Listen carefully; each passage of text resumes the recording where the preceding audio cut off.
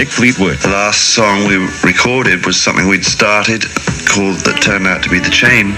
Lindsay had a song and bits and pieces of stuff flying around, and some words weren't resolved as far as I remember. And Stevie just came in with these words that she'd written about the whole album. You know, chain, keep us together, all that.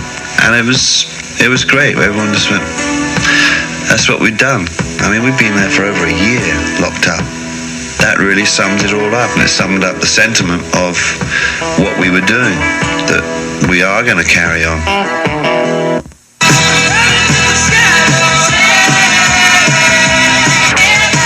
Hi, this is Stevie Nicks. Stick around. Fleetwood Mac Up Close is coming your way right now, right back.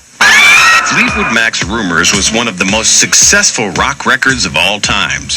It rested in the #1 spot for an amazing 31 weeks and stayed alive on the charts for over 2.5 years. So how do you follow up that kind of success? Here's Stevie Nicks. We took a radical turn and did Tusk. And I think probably the reason that we did such a radical thing was because we took a room like this and we turned it into an African tribal ground. You know, Mick with all his rhythms and the things that he loves, and after living in Africa for 7 years when he was a child, you know, part of Mick is totally devoted to Africa. And so we just went right along with him. The things that we had the studio decorated with, it was a wild place to walk into, but we were very comfortable in it. And it made it very easy for this record that we recorded that was so, the public considered to be so strange. It was strange.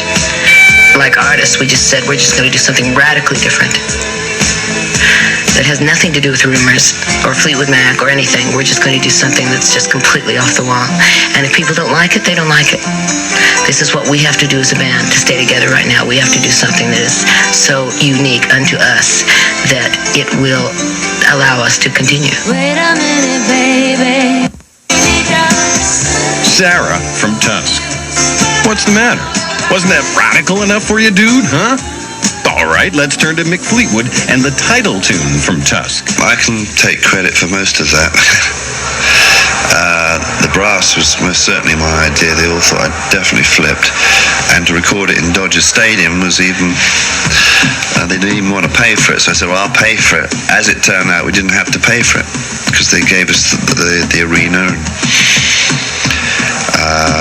The band, we had like a huge 90-piece band in the middle of the pitch, and it worked.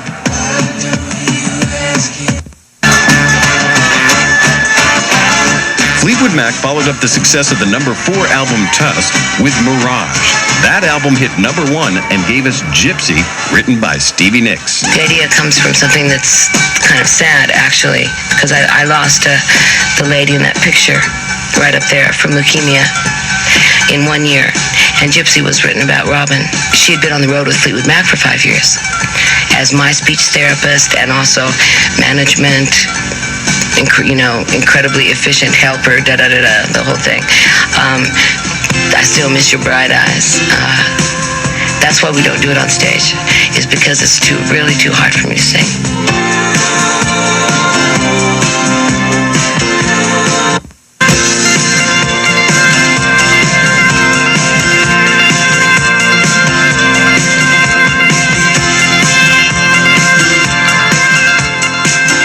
I'm Billy Burnett of Fleetwood Mac.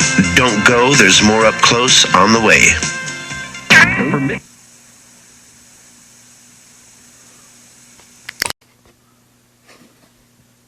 Mick Fleetwood.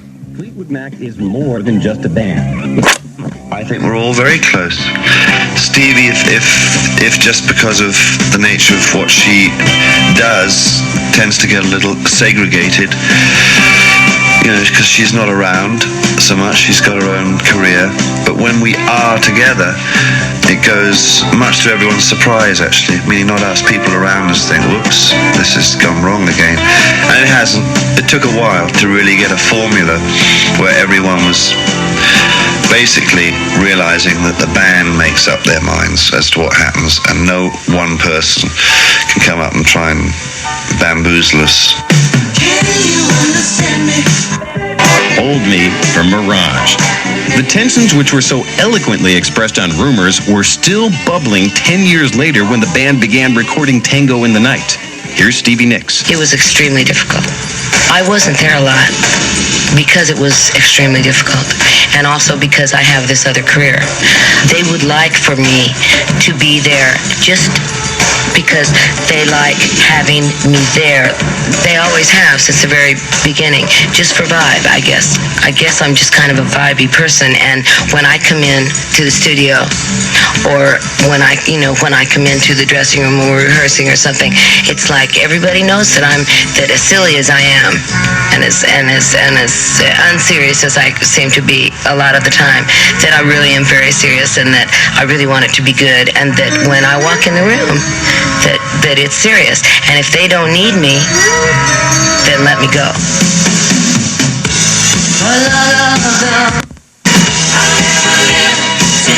Seven Wonders from Tango in the Night. Here's Mick Fleetwood on Lindsey Buckingham. He plays down his ability as a guitar player. He would like me to say his forte was working in the studio and working with other people's songs.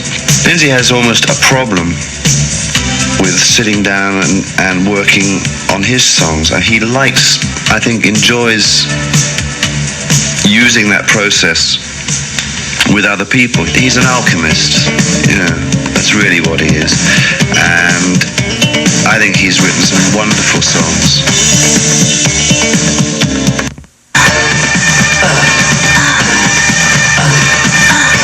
Big Love from Tango in the Night. Hi, I'm Rick Vito, and you're listening to Fleetwood Mac Up Close, so don't touch your dial. My love songs to possibly not be love songs, and I like my non-love songs to possibly be love songs if you choose to read the words that way. So which one is Little Lies? That's, one of my kind of disguised alternative love song kind of things. It's actually a message to a member of the band that is no longer with us.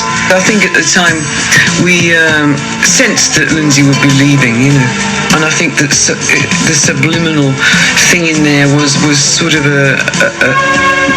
written about him to him from the rest of us.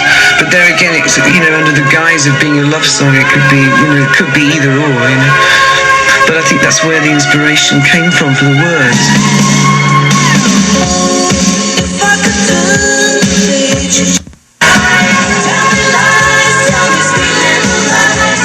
Little Lies from Tango in the Night. Here's John McVie with a comment about Behind the Mask. It's Fleetwood Mac in the sense that every other album with every other lineup has been a Fleetwood Mac album, because the band is obviously what it is at that moment. It's more of a Fleetwood Mac album in terms of a band album. Billy Burnett. We all had a bunch of songs, so we just all brought our songs to the party, so to speak, and we picked and chose, and it's real democratic the way we worked it out. It would be something that everybody would like, and then we would decide to record it. Rick Vito. Well, I think it sounds like a Fleetwood Mac album, that's for sure. You listen to Behind the Mask, that definitely sounds Fleetwood Mac, or Affairs of the Heart, that definitely sounds Fleetwood Mac.